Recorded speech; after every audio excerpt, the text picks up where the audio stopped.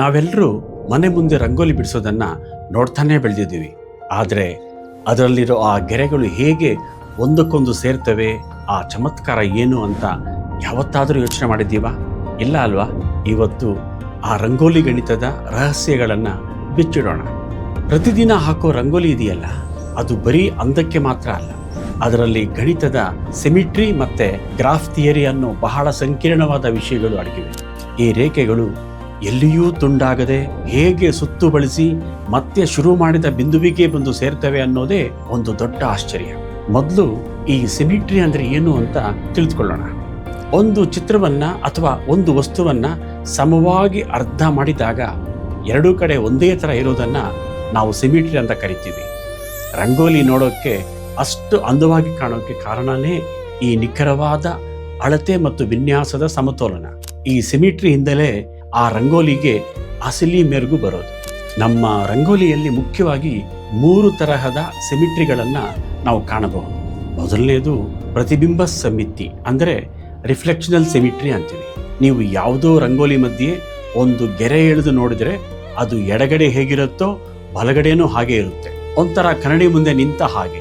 ಈಗ ನೋಡಿ, ನಾವು ಹಬ್ಬಗಳಲ್ಲಿ ಬಿಡಿಸೋ ದೀಪ, ತುಳಸಿ ಕಟ್ಟೆ ಅಥವಾ ರಥದ ರಂಗೋಲಿ ಇದೆಯಲ್ಲ, ಒಂದು ಕಡೆ ಹೇಗೆ ಬಿಡಿಸ್ತೇವೋ ಇನ್ನೊಂದು ಕಡೆನೂ ನಿಖರವಾಗಿ ಹಾಗೆ ಬಿಡಿಸ್ತೀವಿ. ಇದನ್ನೇ ನಾವು ಪ್ರತಿಬಿಂಬ ಸಮ್ಮಿತಿ ಅನ್ನೋದು. ಇನ್ನು ಎರಡನೇದು ಭ್ರಮಣ ಸಮ್ಮಿತಿ, ಅಂದರೆ ರೊಟೇಷನಲ್ ಸಿಮಿಟ್ರಿ. ಈ ರಂಗೋಲಿಗಳನ್ನ ವೃತ್ತಾಕಾರದಲ್ಲಿ ಬಿಡಿಸ್ತಾರೆ. ಇದನ್ನು ನೀವು ಯಾವ ಕಡೆಯಿಂದ ಬೇಕಾದರೂ ನೋಡಿ, ಅಥವಾ 90 ಡಿಗ್ರಿ ಇಲ್ಲ 45 ಡಿಗ್ರಿ ತಿರುಗಿಸಿ ನೋಡಿ, ಆ ವಿನ್ಯಾಸ ಮಾತ್ರ ಒಂದೇ ಥರ ಕಾಣುತ್ತೆ. ಉದಾಹರಣೆಗೆ ನಮ್ಮ ಅಷ್ಟದಳ ಕಮಲ, ನವಗ್ರಹ ರಂಗೋಲಿ ಅಥವಾ ಈ ಮಂಡಲ ಕಲೆ ಇದೆಯಲ್ಲ, ಇವೆಲ್ಲ ಇದಕ್ಕೆ ಸೇರೋದು. ಇಲ್ಲಿ ಕೇಂದ್ರ ಬಿಂದುವಿನಿಂದ ಎಲ್ಲ ದಿಕ್ಕಿಗೂ ವಿನ್ಯಾಸ ಒಂದೇ ಥರ ವಿಸ್ತಾರವಾಗ್ತಾ ಹೋಗುತ್ತೆ. ಮೂರನೇದು ಪುನರಾವರ್ತಿತ ಸಮ್ಮಿತಿ. ಇದನ್ನು ಇಂಗ್ಲೀಷ್ನಲ್ಲಿ ಟ್ರಾನ್ಸ್ಲೇಷನಲ್ ಸಿಮಿಟ್ರಿ ಅಂತಾರೆ. ಅಂದರೆ ಒಂದು ಸಣ್ಣ ವಿನ್ಯಾಸನ ಹಾಗೇ ಮುಂದೆ ಕಂಟಿನ್ಯೂ ಮಾಡ್ತಾ ಹೋಗೋದು.